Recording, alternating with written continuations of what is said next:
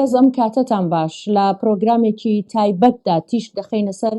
ڕووداوەکانی ئەمڕۆی ڕۆژاوای کوردستان و داهاتووی ڕۆژاوای کوردستان لەگەڵ یەکێک لە کەسایەتیە دیارەکانی هەرێمی کوردستان و ڕۆژاوای کوردستان بەڕێز عومەر شێخمووس ئەندامی دەستەی دامەزرێنەری یەکێتی نیشتیمانی کوردستان. کاک عومەرم کاتت باش و سپاس کە لەگەڵمانی. زۆر سپاس دەکەم بەخێر بێن سلاوی گەرم بۆ بینەرانی ئێوەش هەیە. زۆر سپاس. کاک عومەر دەمەوێت بۆ سەرەتا دەست پێ بکەم دەمێکە لە گۆڕەپانی سیاسی دووری هۆکارەکەی چییە؟ پیری دەوری خۆی بینێ من ئێستا هەفتەی ئایندا من بە 84 ساڵ 65 ساڵ لە خەبات و تێکۆشان بۆ ملەتی خۆم بەلای منەوە ئیتر دەبێ دەرفەت بدەین بە گەنجانی ئێستا کاوانش ڕۆڵی خۆیان ببینن. ئەوەی سێەم مەسەلەی نەخۆشیە بەڕاستی ئینسان تااقەتی جارایی نامێنێ بەڵام هەر بە تەواوی دوور نەکەوتم بە خۆتزانی ئەوەندا هاتوچۆی وڵات دەکەم ڕاوێژم لەگەڵ دەکەن من ڕاوێژیان لەگەڵ دەکەم دەنووسم بیرورای خۆم دەڵێم هەڵپەیوینی وەکو ئێستا دەکەم بۆ ئەوەی تەسیر لەسەر ڕۆژەکە بکەم بەڵام شکر هەتا ئێستا باش تۆشت. هەڵبەتە هیوای سلامەتی و تەندروستیەکی باشت بۆ خوازین کاک عومەرجان بەڵام دەمەوێت بپرسم ڕۆژاوای کوردستان بە تایبەتی ئەم بارودۆخەی کە ئێستا بەسەر خەڵکی ڕۆژاوا هاتووە و بارودۆخە سیاسیەکەش ئایا ئەمەی کە ڕوودەدا چییە؟ دروستبوونی کیانێکە بۆ کورد یان لە ناوچوونی کووردە لەو پارچەیە؟ لە حقیقەتدا لە ناوچوونی کورد لە ئارادان نییە ئەوە یەکێکیانە بەڵام ئەو پرۆژەی بڵێن ناوچەی خۆسەری یان بڵێن ناوچەیەکی ئۆتۆنۆمی یەکگرتو لە عەفرین و کۆبانێ و سەرێکانیە و ناوچەی جەزیرە حەسەکە ئەوە ممکنە ئێستا زەحمەت بێ بەدی بێ لەبەرەوەی هێندێ لە ناوچەکانی عەرەبنشین خۆیان لە ناوڕێزەکانی قەسەدا کشاندەوە و پشتگیریان لە حکوومەت کرد. ئەمە یەکێکیانە. ئەوەی دووەم بەڵام شتێک بووە کە بێژوویە ئەویش ئەوەیە هەندێک دەستکەوتی گەورە بۆ کوردی سووریا بەدەستکەوت یەکێکیان ئەوەیە کە بە بێشەڕ دوسێ ڕێکەوتن بووە یەکێک لە ڕێکەوتەکان دەهی مانگی سێ بوو ڕێکەوتنی دووەم 18 بوو ئێستاش ڕێکەوتنێکی سێم لە ئارادا هەیە ئەمە لە شەڕ باشترە. چنی لە بەرژەوەندی کوردەکە ئەمە ئەم ڕێکەوتنە یەکێکیان مەرسومی ژمارە 13 کە لەلایەن سەرۆک کۆمار دەرچووە من دەتوانم بەراوردی کەم لەگەر بەیانی 11 ئازار کە لە کوردستانی عێراقا وەرگیران لەلایەن حکوومەتەوە یەکەمین جارە دان بە بوونی کورد لە سووریا هەنێت دان بە مافەکانی زمانەوانی و فەرهەنگی و سیاسی هەنێت و ئێستا قبولیان لە ئەخیر ڕێکەوتن کە ناوچەکانی کورد نشین جۆرە خۆسەریەک تیابێ بەتایبەتی مەنتیقەی حەسەکە مەنتیقەی عەفرین و کۆبانی بەجیا ناخرێت لەسەر ئەو ناوچانە بەڵام بەجیا ئەوانش حکوومەتێکی لۆکالیانە بێ ئەمە لەلایەکە ئەو کەسانێک کە دەربەدەر بوونەتەوە ئەگەڕێنەوە شوێنەکانی خۆیان هێزەکانی بێگانە وەکو هێزی تورکیا بێ لە ناوچانە بکشێنەوە ژمارەیەک لە لێپرسراوانی کورد کە قەسەدە خۆی دەستنیشانیەکە مەفروض نییە هەمووی لە قەسەدە بێ مەسەن جێگیری وەزیری دەرەوە مەفروضە خوشکە ئیلهام ئەحمەد بێ جێگیری وەزیری بەرگری لە کووردا بێت ئانویست جێگیری سەرۆکۆبارش لە کووردا بێ بەڵام کەس قبولی نەکرد کاک مەزلوم قبولی نەکرد کە ئەو پۆستە وەرگرێ مەسەلەن پارێزەری محافزەی حەسەکە کوورد دەبێ و بەشی زۆری کارمەندەکانی ناوچەکانی کوردنشین لەلایەن خۆیانەوە دانرێت بەڵام چییە ئەبێ بە دەستگای دەوڵەتی سووریا بەڵام خەڵکی ناوچەکە بن کورد دەبن پێ دوانیە هیچ ینی لە داهاتوودا لە 1-2 ساڵی داهاتوودا ببێتە کێشە بۆ کوردەکان یان لەژێر ئەو ڕێکەوتنە بدەن یان شتێک لە بن بەڕەکە بێ. من بۆچوونێکی وان هەیە ئێمە بە ئەو هەڵەیە نەکەین کە فەڵەستینیەکان کردویانە یان هەموو شتیان هیچ. چونکە فەڵەستینیەکان لە 48 ئیمکانی ئەوە هەبوو دەوڵەتێک وەکو دەوڵەتی ئیسرائیلیان دەستکەوێت قبولیان نەبوو 56 قبولیان نەبوو 73 قبولیان نەبوو 82 قبولیان نەبوو 2000 قبولیان نەبوو ئێستا پارچەیەکی ئەو دە بچکۆڵە وەکو غەزەش بەدەستیانەوە نەماوە کەناری ڕۆژاواش بە هەمان شێوە. من بۆ چیرێکی وام هەیە چ لە ڕۆژاوە چ لە باکوور ئەڵێم لەگەڵ حکوومەتی مەرکەزی لەبەرەوەی کە بێوێنەیە پێشتر لە مێژوشدا نەبووە هەرچی دەستکەوێ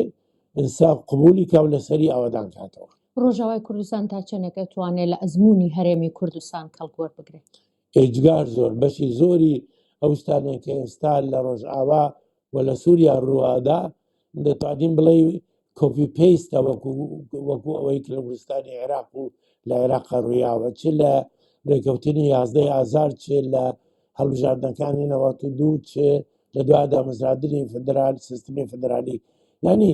هەندێکشت بووە لە سووریا کە لە مێژووی سووریەدا لەمە یەک دان بەبوونی کوردەکە دان بە زمانی کوردی ئەنێ قبولیەکە کە ئیدارەی خۆجیی لە دەستی کوردابێ سێ فرقەی عسکەری کە لە کورد خۆی تعیینەکە بەڵام بێ بەشێک لە لەشکری سووریا هێزی ژنان یە پێژێ لە لیوایەکی تایبەتیدا بێ بە بەشێکە لە لەشکری سووریا کە جەماعەتێکی جیهادی ئەوە قبول بکە ئەوە سەرکەوتنێکی زۆر گەورەیە. کاک عومەر سەرۆک بارزانی ڕۆڵێکی زۆر تایبەتی هەبوو بە تایبەتی لەم ئاشتەواییە یاخود لەم ئاگربەستە لەم ڕێککەوتنە ڕۆڵی سەرۆک بارزانی چۆن دەنرخێنی؟ من زۆر بەگشتی پێشەبوو شتێک وەکو کوردێکی ڕۆژاوای کوردستان و لە کوردستانی باشوور خەبات و تێگوشانێکی زۆر دوور درێژم کردووە زۆر لە قوڵەوە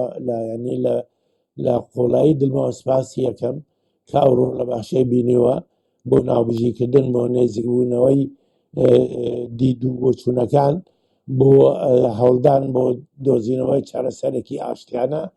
بۆ ئەو ڕۆژەی کە لە سووریا دروست بووە و ئەزمموی کاک مەسعود و کاک نێچیر لە حقیقەتدا هەروەها کاک بافرە شەداڕادەیەک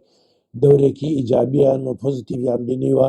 لە دۆزینەوەی چارەسەرێک بۆ ڕۆژاوای کوردستان و ئەو برادرانەی کە لێپرسراون لە ڕۆژاوای کوردستان بەخۆیان زۆر نرخێکی گەورە ئەدەم بەو ڕۆڵەی کە بینیویانە دیتوان کە هێزی دەرەکیش زۆر احتیمادی کردێتەوە سەر کاک مەسعود کە دەبێ هەندێک هەنگاو بنێ بۆ ئەوەی ڕۆژەکە بەرەو چارەسەر بڕوانێک بەرەو ئاڵۆسی. بۆچی دنیای دەرەوە یا کۆمەلگای دەرەوە زۆرتر ڕووی قسەیان لە ڕۆژهەڵاتی ناوەڕاست و بە تایبەتی لە هەرێمی کوردستان ڕوویان لە سەرۆک بارزانیە؟ لەبەر ئەوەی کە ئێستا گرنگیەکی تایبەتی بۆ کورد هەیە لە ڕۆژهەڵاتی ناوەڕاستە وەکو جاران نییە کورد فەرامۆش بکرێ و پراوێز بکرێ و بیری لێ نەکرێتەوە ئێستا هەر پارچەیەکی کوردستان تەماشا بکەیت بزنەوەی کوردی زۆر بەهێزە لەوێ و بە تایبەتی هەرێمی کوردستان قورساییەکی ئابووری هەیە قورساییەکی دیپلۆماسی هەیە قورساییەکی سیاسی هەیە لە ناوچەکەدا بۆیە حسابی بۆ کرێ داوای لێکرێ هەوڵە درێ کە ڕۆلێکی باش لە چارەسەرەکانی کێشەکانی ناوچەکە بکەن. کاک عومەر کورد چۆن دەتوانێت ئەوەی کە لە ڕۆژاوا هەیە ئێستا بیپارێزێت؟ ئەمە پرسیارێکی زۆر چاکە پێش هەموو شتێک وەکووتم مەسەلەی یەکڕیزی هاوکاری لە بینی خۆیانە بەڵام ئەوەی لە هەمووی گرنگتر ئینسان ئەبێ هێزی خۆی بزانێ زۆر واقعی بێ زۆر لە خۆبایی نەبێ و داواکانی خۆی بە جۆرەی ئیمکانیاتی خۆی پێشکەش بکە. ئەم شتێک کە هەتا ئێستا کراوە لە سووریا شتێکی خراپ نییە بە تایبەتی کە بە گەرانتی ئەمریکا و فەرەنسا بووە دوو گەرانتۆری جیهانی بۆ ڕێکەوتنەکان و ئیمکانی ئەوە هەیە کە ڕێکەوتنەکە بە باشی جێبەجێ بوێ. ئەو دەستکەوتانە 100% بەدڵمان نین بەڵام 165 بەدڵمان و ئەوە هەنگاوێکی باشە بۆ ئەمە مەفروزە ئیتر لەگەڵ دەستگاکانی تر و پێکهاتەکانی تری سووریا خۆیان ئامادە بکەن بۆ دانانی دەستورێکی هەمیشەیی، خوا ئامادەکردن بۆ هەڵبژاردن، خوا ئامادەکردن بۆ دانانی حکوومەتێکی ئایندە کە ئەم شتانە ئەم مافانەی کە کورد ئێستا وەری گرتووە بە ڕسمی و بەڕێکەوتنی کاتی بخرێتە دەستوری ئایندەی سووریا. لە ئیدارەی داهاتووی ڕۆژاوای کوردستان هەموو لایەنەکان بەشداری دەکەن ئەگەر نیکەن چ زیانێکی ئەبێت بۆ بابەتی یا پرۆسەی کورد لە ڕۆژاوای کوردستان و ئەم ئیدارە نوێیە کە ئێستا هەیە. من ئەو شتەی کە من لە کوردستان و لە دەرەوەی کوردستان دیومە ئەو یەکێتیە بێوێنەی کە لە ناو ڕیزی کووردا پەیدا بووە بەڕاستی تازەیە. ڕوحی کوردستانی بوون، ڕوحی یەکێتی ڕیزەکان، هاوکاریکردن بە یەکەوە، لە دوایە لایەنێک هەیە کە فرامۆش کرا و تەماشا نەدەکرا پێشتر، ئەویش ئەوەیە گەنجانی کوردستان بە شێوێکی سەیر هاتوونەتە ناو سیاسەتەوە کە هەتا ماوەیەکی نزیک پێش ئێستا زۆر دوور کەوتو بوون، باوەڕیان بە سیاست نەمابوو، خەریکی خوێندن و کار و شتیکە بوون. بەڵام ئێستا وایە ئەو یەک دەنگیەی شەقامی کوردی لە ناوخۆی هەرێمی کوردستان لە پارچەکان لە دەرەوەی وڵات کاریگەری لەسەر سیاسیەکان دەبێت. بێگومان ئەمە خۆی لە خۆیدا نەگات تەنها لەسەر سیاسەکانی کوردستان، بەڵکو لەسەر ڕایگشتی جیهانیش گرنگیەکی زۆری هەبووە بۆ ئەوەی کە بووە بە گەرمی پشتوانی لە داخوازەکانی گەلی کورد لە ڕۆژاوا بکەن، چونکە ئەو یەک ڕێزیە، یەک دەنگیە، یەک کارکردنە کە لە دەرەوە نیشاندرا خۆی لە خۆیدا من وەکو جموجۆڵەکانی کاتی کارەساتی هەڵەبجە بەبیر دێتەوە یان ڕەوەکەی 91 کە کوردی دیاسپۆرا جموجۆلێکی ئیجگار زۆر گەورەیە کرد و تەسیرێکی زۆر پۆزیتیڤی کرد لەسەر ڕایگشتی جیهانی. جیا لەوەش زۆر دۆستی کورد هەن لە هەموو پارلەمانەکانی وڵاتانی ئەوروپی لە دنیادا لە کۆنگرەسی ئەمریکی کە هەنگاویان ناوە پشتوانیەکەن و دەست لە کورد هەڵناگرن بە عەکسی وەکو ئەوەی هەندێک لە ماسمێدیاکانی کوردی هەموو کاتێک باسەکەن کە کورد بەتەنایە و کەس پشتیوانی نییە، ئەوە لە جێگای خۆی نییە. کاک عومەر، تا چۆنێک ئەم پرسەی کە یاخود ئەم ڕوژانەی کە لە نێو کوردی هەر چوار پارچەی کوردستانە بوو بە شێوەیەکی گشتی یارمەتیدەری پرۆسەی یا مەسەلەی کورد دەبێت لە جیهان یا سەرنجی ئەو وڵاتانەی کە هەتا دوێنێ لە ڕۆژە تنگانەکاندا پشتی کوردیان نەگرتووە دەیگرن یا ڕای دەکێشێت؟ بەڕای من بەڵێ، بەڕای من ئەو یەکی ڕێزیە و ئەو هاوکاریە و ئەو بەرنامە داڕێشتنی یەکگرتوانە لە هەموو بەشەکانی کوردستان لە خۆپێشاندانەکان لە پەیوەندیکردن لەگەڵ سیاسەتماداران لە لۆبیکردن بەیەکەوە چ بۆ ڕۆژهەڵات چ بۆ ڕۆژئاوا زۆر لە بەرچاو بوو و زۆر زەخم بوو کامە لە دوا ڕۆژە بە فاکتەرێکی زۆر گرنگە بێ بۆمان کە پشتیوانمان. ئەم یەکگرتنە بەرهەمی چیەکە؟ بەرهەمەکەی یەک بەهێزترە بین، یعنی وەکو کورد بەهێزترە بین، وەکو بستنەوەی کوردایەتی بەهێزترە بین. دوو، وەکو دیتمان خەڵەکە خۆی بەڕاستی سنوورەکانی شکاند. سێ، هێزی دەرەوە ئەبینێ کە چونکە کورد یەکا و یەکگرتووە ئەو یەکگرتنە ئەو هاوکاریە بەیەکەوە تەسیرێکی پۆزیتیڤی لەسەر هەڵوێست. مەسەلەن ئەگەر ئێمە یەکگرتوو نەبوونایە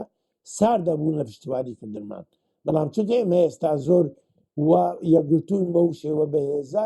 خەڵقەکە هەن دەدرێت کە زیاتر پشتیوانیمان بکە. ئەگە بمانەوە بەهێزتر بین یەکگرتووتر بین ئامۆژگاری چییە؟ پرۆژەیەک هەبووە لە هەفتاکانەوە تا ئێستا، ئەویش کۆنگرەی نەتەوەییە. کورد پێویستی بەوە هەیە کە دەستگایەکی جیهانی دروست ببێت بە ناوی بڵێن کۆمیتەی هاوکاری هێزی کوردستانی، بە ناوی کۆنگرەی نەتەوەیی کورد، بە هەر ناوێک لێدەنەی لێ بنێ. بەڵام گرنگ ئەوەیە کە بتوانن